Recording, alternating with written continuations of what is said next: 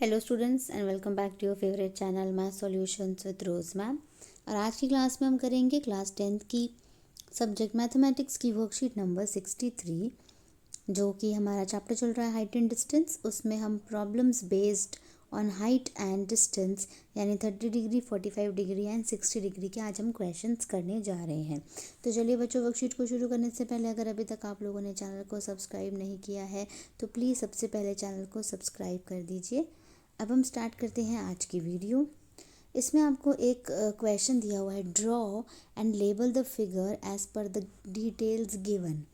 तो पहले ड्रॉ भी करना है और लेबल भी करना है फिगर को। सीरियल नंबर दे रखा है, ऑब्जेक्ट दे रखा है, साइड्स ऑफ ट्राइंगल दे रखा है, angle of depression and angle of elevation दिया हुआ है।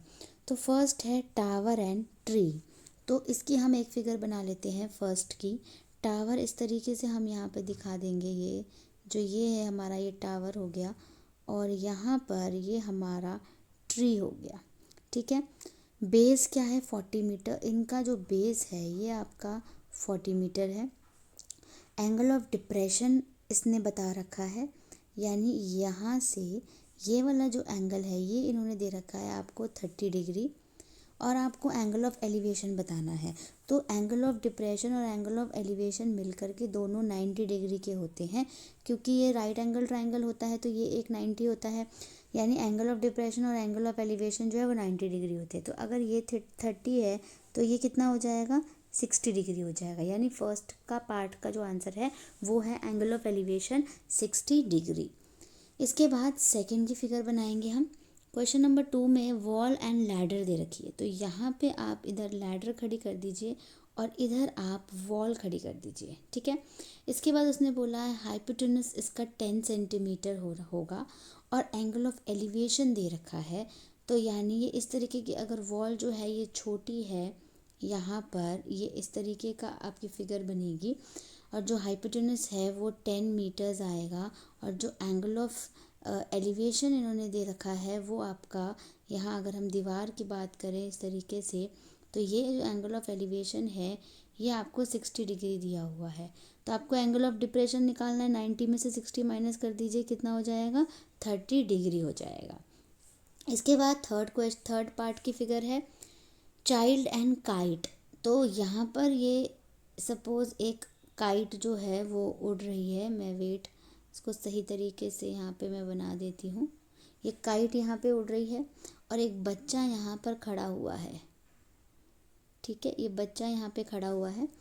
तो ये काइट को देख रहा है और हाइट जो है वो 80 मीटर्स है। यानी ये इतना 80 मीटर्स की ऊंचाई पर जो है ये खड़ा हुआ है, काइट है ये। ठीक है। और जो एंगल ऑफ एलिवेशन बन रहा है, यानी इस बच्चे से जो ये काइट का एंगल बन रहा है ये 45 डिग्री का बन रहा है। ठीक है। और आपको क्या निकालना है? Angle of depression. तो 90 में से 45 माइनस कर देंगे, कितना बचेगा? 45 डिग्री बचेगा। यानी जो ड्रॉ एंड लेबल वाला क्वेश्चन था ये हमने फिल इन द ब्लैंक्स यहाँ पे कंप्लीट कर लिया। इसके बाद इसमें यहाँ 3 फिगर दे रखी हैं और वैल्यू ऑफ थीटा बताया है। अगर 30 डिग्री होती है तो बेस, परपेंडिकुलर और हाइपोटेनस क्या होता है?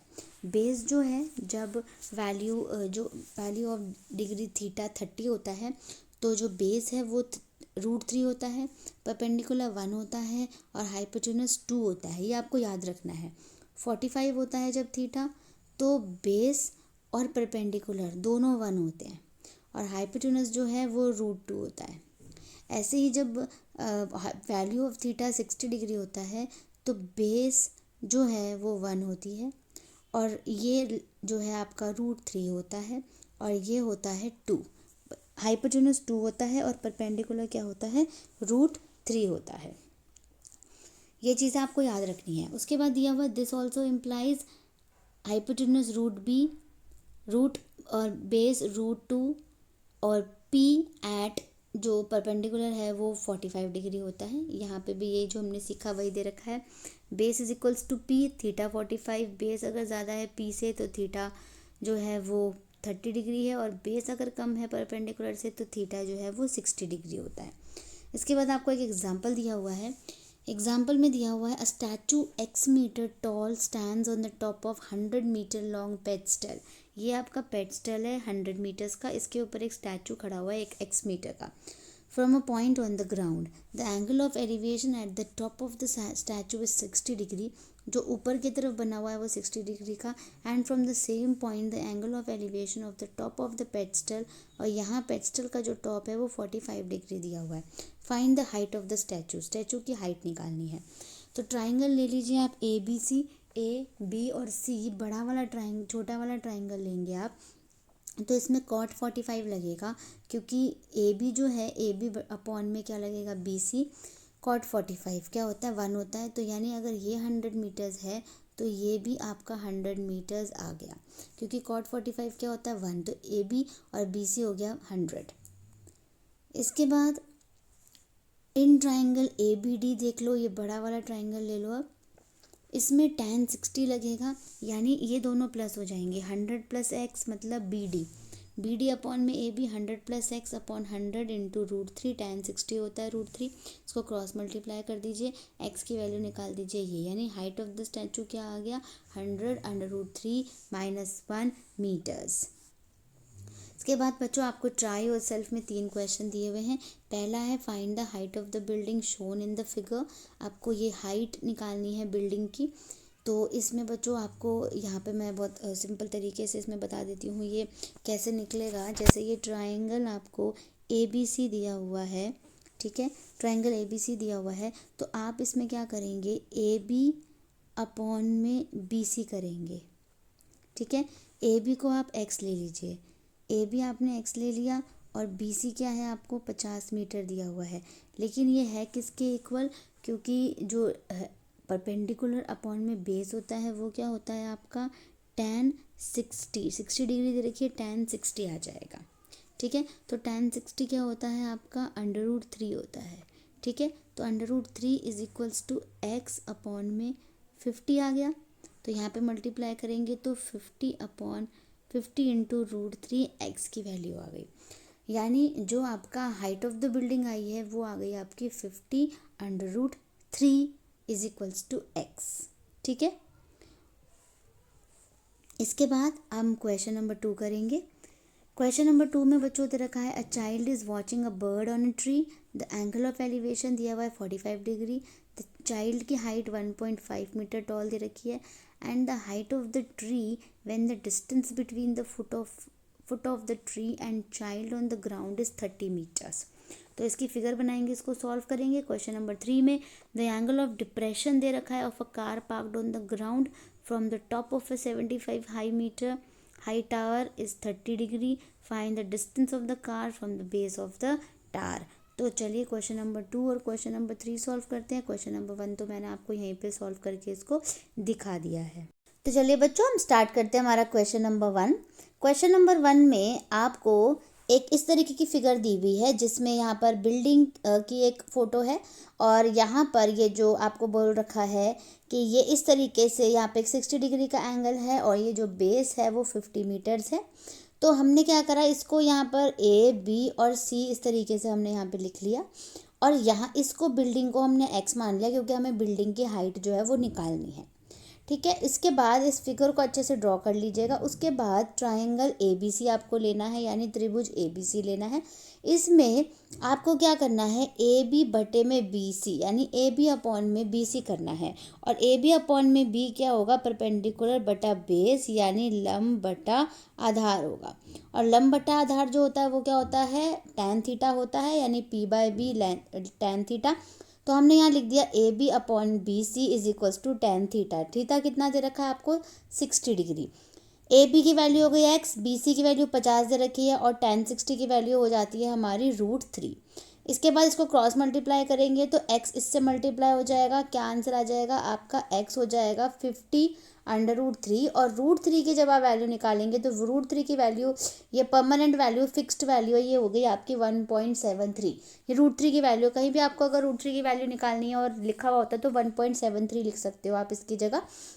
उसके बाद 50 और 1.73 को आप मल्टीप्लाई करोगे तो आपके पास 86.5 मीटर्स, यानी आपकी बिल्डिंग की ये लंबाई जो है ये निकल जाएगी 1.5 मीटर्स। ठीक है, तो ये क्वेश्चन नंबर 1 है बच्चों। इसका आई होप आप लोग मेरे साथ साथ इसको कॉपी करते जा रहे हो। अब हम करेंगे क्वेश्चन नंबर 2। क्वेश्चन नंबर 2 में आपको ये बोला गया है, पहले हम इसकी फिगर बनाएंगे। तो क्वेश्चन नंबर 2 में हमें बोला गया है कि एक बच्चा है जो कि यहाँ पे खड़ा हुआ है, 1.5 मीटर उसकी हाइट है, और वो एक पेड़ की तरफ देख रहा है जो कि पेड़ यहाँ खड़ा है, और पेड़ से उस बच्चे की जो दूरी है वो 30 मीटर्स है बच्चों। और जो वो पेड़ पे जब वो देख रहा है तो उसका एंगल ऑफ एलिवेशन 45 डिग्री है, यानी उन्नयन कोण जो है वो 45 डिग्री का बना हुआ है। तो आपने ये फिगर बना ली। फिगर बनाने के बाद हम यहाँ पे लिखेंगे हमने क्या क्या लिखा है। हमने इसको ए ले लिया, इधर बी ले लिया, सी, बीच में डी, और इधर हो गया ई। तो ए बी की वैल्यू कितनी लिख ली हमने, 1.5 दे रखी है। बी सी की वैल्यू भी दे रखी है आपको 30 मीटर्स। तो ए डी, यानी अगर बी सी 30 है तो ए डी इसके बराबर होगा, बिल्कुल इक्वल होगा, तो ए डी भी 30 हो गया। और डी सी जो है वो बच्चे की हाइट के बराबर होगा, बच्चा इतना बड़ा है, तो यानी डी सी की वैल्यू क्या हो गई आपकी, 1.5 मीटर्स हो गई। तो ये तो सारी हमने वैल्यूज़ लिख ली जो हमें दे रखी थी। अब हमें निकालनी है, किसकी वैल्यू हमें निकालनी है, पूरी ई सी की वैल्यू निकालनी है, यानी पेड़ की पूरी लंबाई निकालनी है।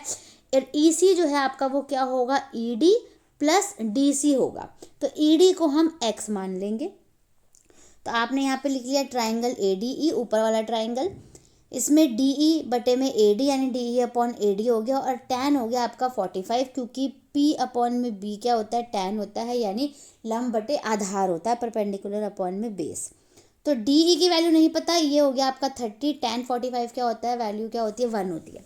इसको क्रॉस मल्टीप्लाई कर दीजिए, तो डी ई की वैल्यू कितनी निकल गई आपकी, 30 मीटर्स। यानी ये जो है आपका, ये 30 मीटर्स निकल गया, और ये आपको ऑलरेडी 1.5 दे रखा है, तो दोनों को जोड़ देंगे तो कितना हो जाएगा, 31.5। यहाँ पे इस तरीके से हम इसको लिखेंगे, हाइट ऑफ द ट्री, पेड़ की लंबाई, E D plus D C, 30 plus 1.5, और ऐड करेंगे तो 31.5 मीटर्स हो जाएगी। तो क्वेश्चन नंबर 2 भी आपका यहाँ पे कंप्लीट। अब हम करते हैं क्वेश्चन नंबर 3।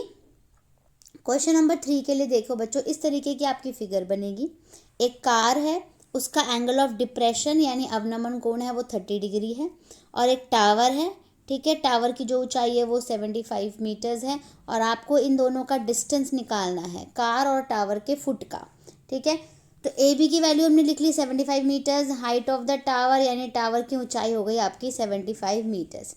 अब ट्राइंगल ले लिया हमने ए बी और सी, इसमें हो गया परपेंडिकुलर अपॉन में बेस, यानी tan 30 हो गया, p अपॉन में b, tan 30 होता है लंब बटे आधार, तो हमने यहाँ पे tan 30 लिख दिया। इधर देखिए ट्राइंगल ए बी सी हो गया, ए बी अपॉन में बी सी, और tan 30 की वैल्यू क्या होती है, 1 अपॉन में √3, क्रॉस मल्टीप्लाई कर दीजिए इसको, तो बी सी की वैल्यू कितने निकल जाएगी, 75 √3, और √3 की वैल्यू मैंने अभी आपको लास्ट क्वेश्चन में बताई थी क्या होती है, 1.73। सीधा आप डायरेक्टली उसको पुट कर सकते हैं, और 75 को 1.73 से मल्टीप्लाई करेंगे तो आपका आंसर आ जाएगा 129.75।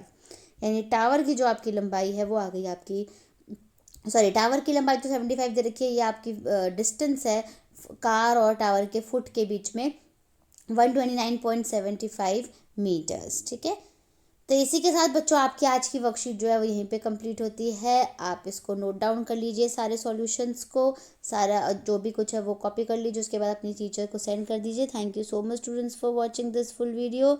प्लीज़ वीडियो को लाइक कर दीजिए, शेयर कर दीजिए, और अगर अभी तक आप लोगों ने चैनल को सब्सक्राइब नहीं किया है तो प्लीज़ प्लीज़ प्लीज़ चैनल को सब्सक्राइब ज़रूर कर दीजिए। फिर मिलेंगे बच्चों नई वीडियो में नई वर्कशीट के साथ। अगर आपको कोई डाउट है तो मुझसे कमेंट सेक्शन में कमेंट करके पूछ सकते हैं।